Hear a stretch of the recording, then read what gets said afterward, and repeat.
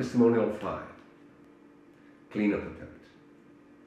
Previous testimonials briefly addressed and covered some of the political and social events that set the course for failure of establishing sustainable democracies in Western Balkans. While story at this stage covers mostly events in Croatia, similar course of action was taken in other Western Balkan countries or in other newly independent states.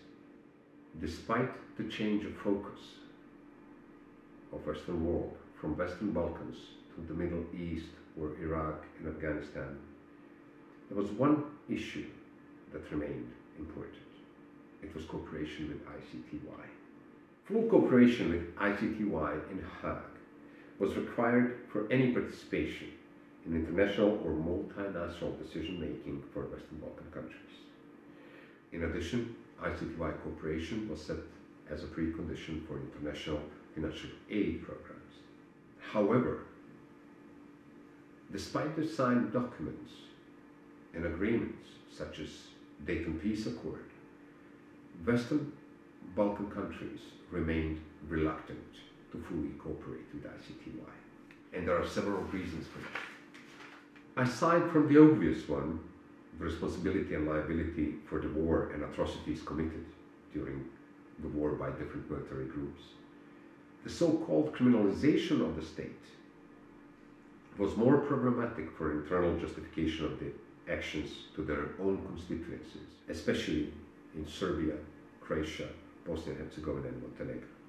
The new term, called national interest, entered the public sphere and dominated discussion of that time.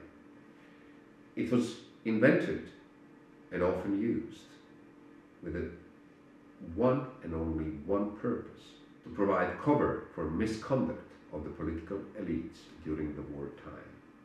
At that time, literally, everything that was embarrassing for the political elites was prevented from further public discussion by simply stating that the issue is a matter of national interest.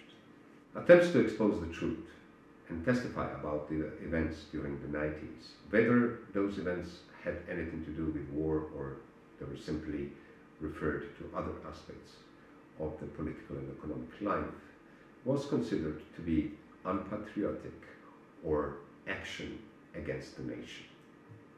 Such discourse, very dangerous one, was easy to establish in emerging ethnic states. On the August 28th of 2000, Milan Leva, former Croatian army officer and one of the few military personnel that testified before the ICTY in Hague, was assassinated by the bomb planted next to his house. The assassins and organizers of this event were never prosecuted. The cleanup has started. On March 23rd, 2001, while Croatian version of Maxi trial against the Knezia criminal group was taking place, their main competitor, crime boss Vjeko Sliško, was assassinated in the middle of the day in front of hundreds of witnesses on one of the Zagreb's most prominent squares. Cvijetni Trg. Vjeko Sliško was assassinated by James Capu, the Belgian citizen, who as well was assassinated in that attempt just 100 meters further. Not even a year later from that event, in January 2002, the brother of Vjeko Sliško, Marko Sliško, was assassinated in front of his hotel, next to the Zagreb main bus station. Assassins were never found. Finally, on the May 31st, 2002, Veselin Marinov, Bulgarian citizen and Croatian intelligence operative, and former bodyguard of the war criminal Mladen Naletovic Tuta, was assassinated by Vinko Žuljević Klica in the bar. In an awkward course of events, Žuljević was acquitted for the murder on the ground of self-defense, despite the fact that he shot Marinov 5 times in the head. The common denominator in all of those murders and all of those executions is that evidence at the time and today pointed out at former or acting intelligence officers, suggesting that these were not random acts. But how all of these events play a role in today's captured society will be explained in videos to come.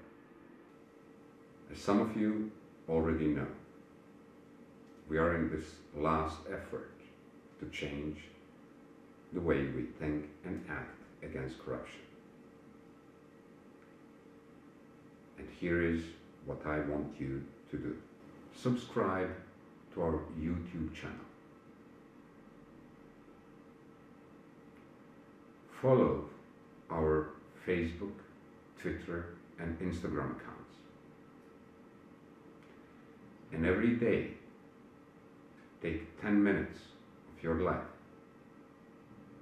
Watch the video, share it, and ask your friends to share it further.